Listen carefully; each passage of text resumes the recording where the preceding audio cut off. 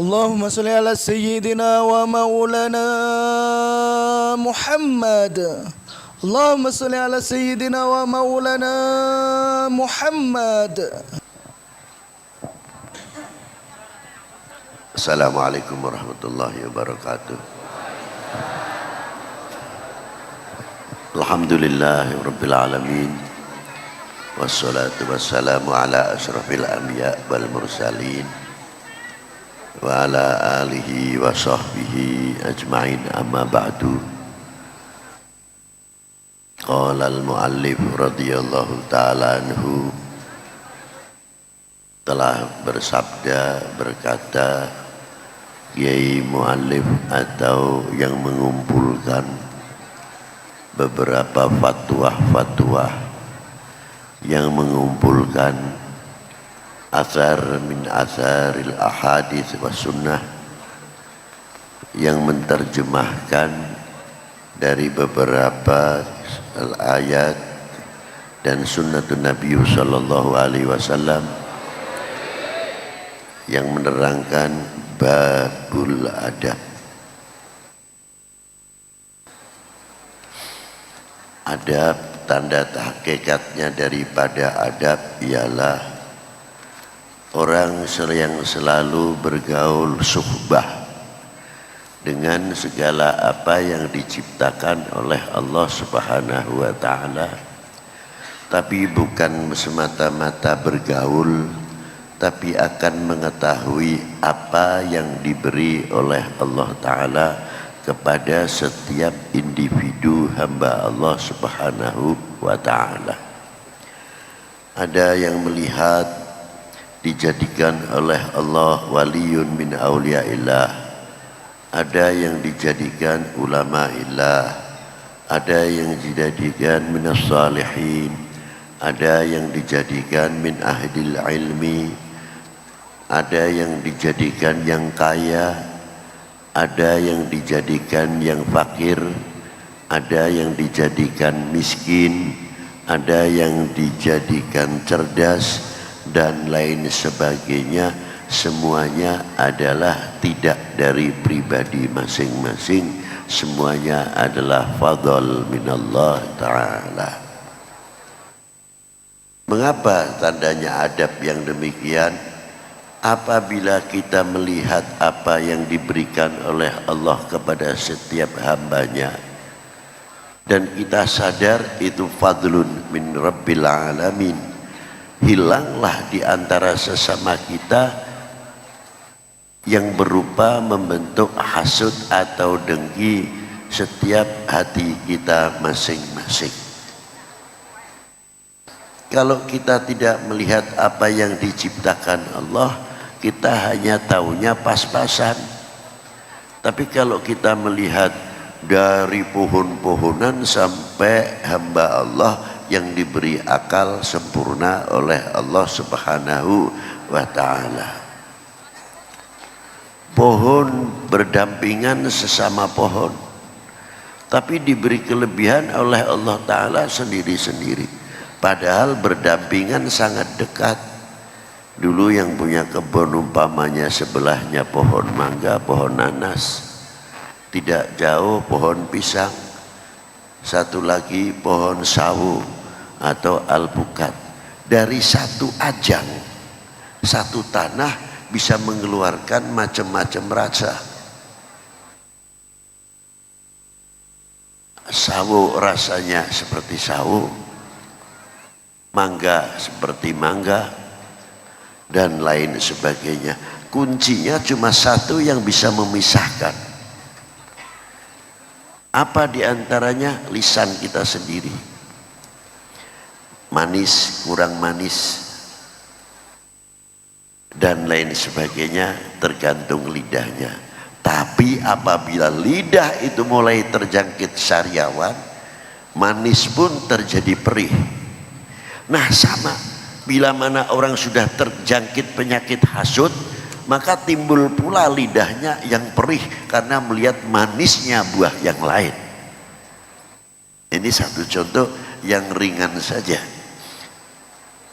Nafsunya besar ingin makan buah tersebut, Tapi setelah kita masuk ke lidah serba salah. Mana yang perih, mana yang tidak enak, dan lain sebagainya. Terkecuali orang-orang yang tahu adab.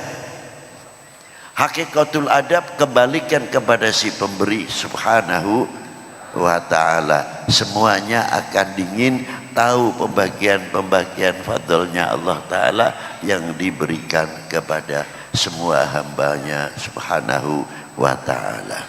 Itu hebatnya akhlak dan adab.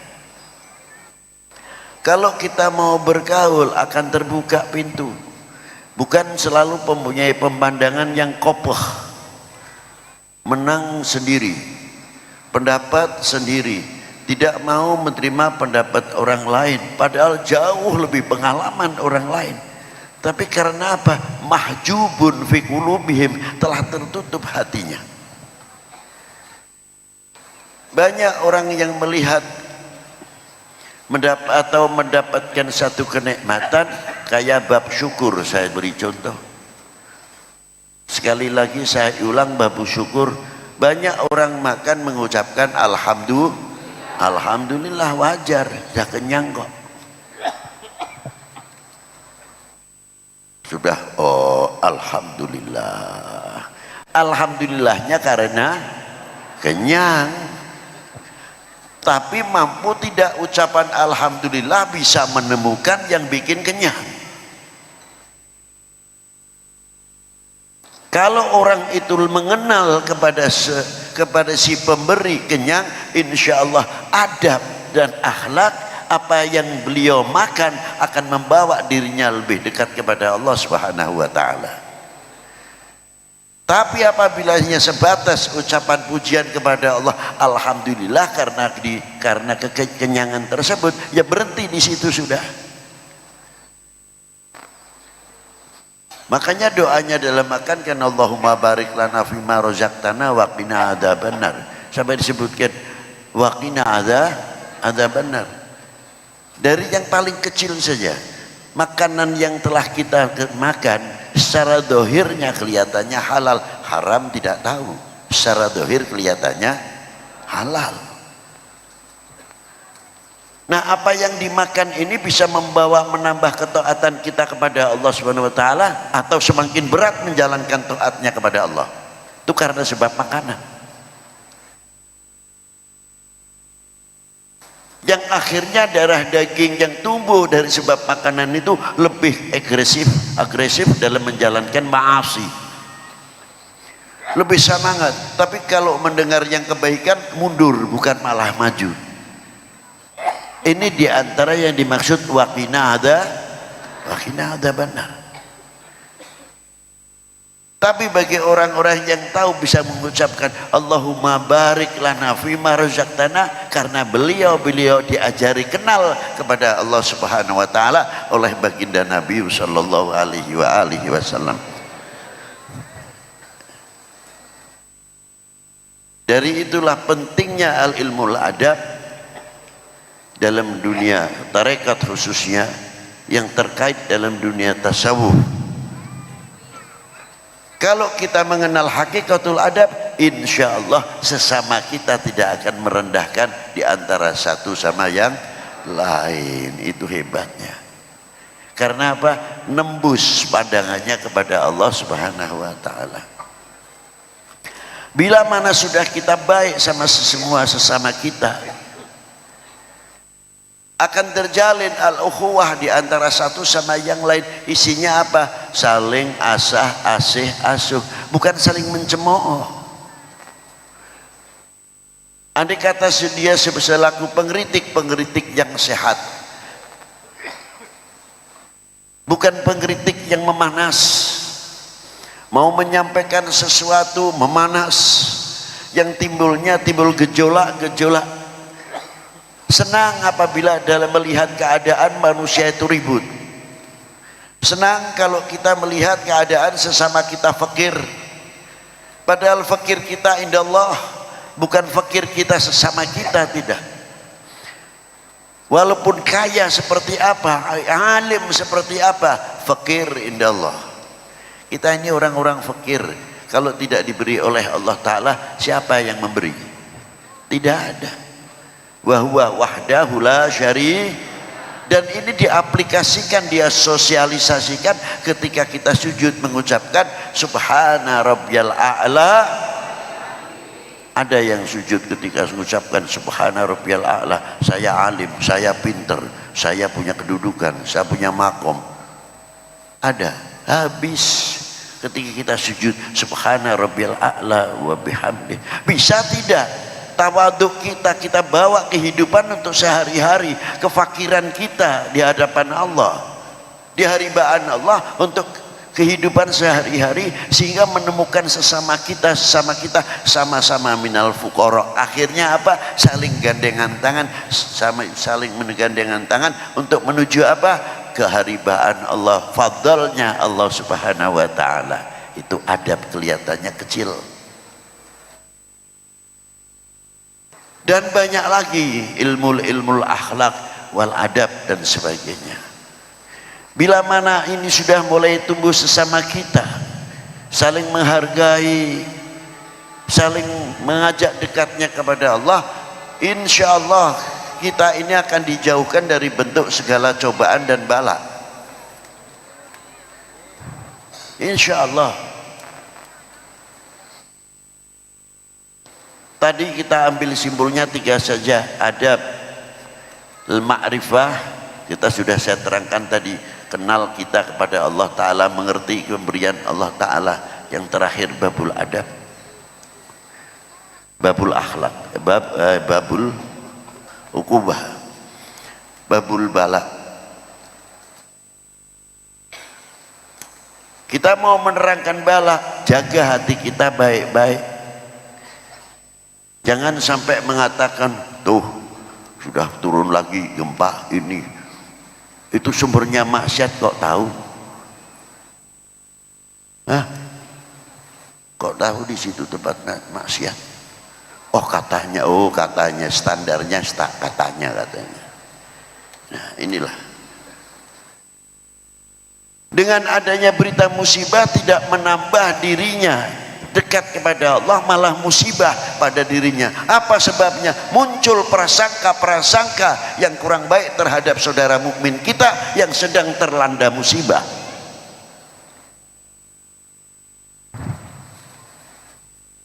Ini yang namanya sudah jatuh dari tangga ketimpa tangga. Saya setuju ilmu geologi, vulkanologi itu apa? Itu bagus, peringatan. Tapi situasi yang seperti demikian, tolong jangan diberitahu itu sedih, cuma peringatan saja. Setuju. Orang awam ini berbeda dengan orang-orang yang sudah cukup ilmunya, yang sudah cukup imannya. Makanya lah disinilah kalau hari kiamat diberitahu oleh Allah Ta'ala, harinya ini Jumat, tanggalnya tanggal sekian, bulannya bulan sekian, tahunnya tahun sekian, nggak ada orang kerja kayaknya selain subhanallah alhamdulillah, takut mati semua, takut kiamah semuanya. Nanti kita di hadapan Allah bagaimana? Ya Allah, bagaimana ini kiamat? Ya Allah, kita bagaimana nanti ngadepi hisab? Ya Allah, kita bagaimana di siratal mustaqim? Ya Allah, bagaimana? Akhirnya kewajiban mereka terhadap anak istrinya hilang. Isinya ketakutan. Hal yang demikian dirahasiakan oleh Allah Subhanahu wa taala. Kapan yaumil kiamah akan datang? Walaupun tandanya kita sebutkan. Alamatnya yaumil kiamah demikian. Oh iya, hati-hati manusia. Bukan dikatakan, awas, bentar lagi ada kiamat. Oh udah. Ini yang Maha Kuasa sendiri pakai peraturan, pakai adab untuk menyampaikan kepada makhluknya, kepada hambanya. Bukan terus ini daerah merah, ini nanti begini, ini skala akan terjadi lagi gempa apa 9, nanti di mana? Di Jakarta. Oke, jangan mendahului kehendak. Ilmu geologi boleh saja, ilmu vulkanologi boleh saja, itu ajang ikhtiar. Tapi ingat, kembalikan kepada Allah Subhanahu wa ta'ala. Bila mana kita ini takwa kepada Allah Subhanahu wa taala, sesama kita saling melindungi, saling mengayomi, bukan saling menghasut. Senang kalau melihat keadaan bangsa ini, umat ini fitnah melanda. Nah, inilah yang terjadi. Ada yang beritanya begini, nanti bagaimana kiai begini, syiarkan kiai, apa sedikit saja diangkat. Yang saya khawatirkan, umat ini semakin jauh dengan ulamanya karena sebab oknum-oknum hoax itu tadi, atau hoax itu sendiri, untuk menjauhkan kita kepada ulama, kepercayaan kita kepada ulama. Ditingkatkan lagi kepercayaan kita kepada Polri, kecintaan kami kepada TNI semakin melentur, seolah-olah kita sudah tidak mempunyai TNI Polri lagi, ulama. Apa yang terjadi kalau sudah demikian? Apakah kita bertanggung jawab stabilitas nasional, ketahanan nasional, semua kewajiban pada diri kita semua, di pundak kita semuanya, walaupun ada TNI dan Polri. Bagaimana tidak? TNI Polri adalah anak-anak putra putri kami, putra putri kandung rakyat. Jadi sudah sewajarnya seumpamanya orang tuanya TNI Polri mengadakan ulang tahunnya HUT TNI, ulama yang mengadakan. Jangan heran bapak mengulang tahuni anak, hebat kalau bisa begitu. Akhirnya orang berpikir, luar biasa Indonesia ya, rakyatnya saja mencintai TNI Polri, mencintai ulama. Jangan main-main lu sama Indonesia. Sebelum anaknya maju, ente sudah digitik dulu sama bapaknya nanti. Itulah hebatnya di Indo. Nah, itu diantaranya.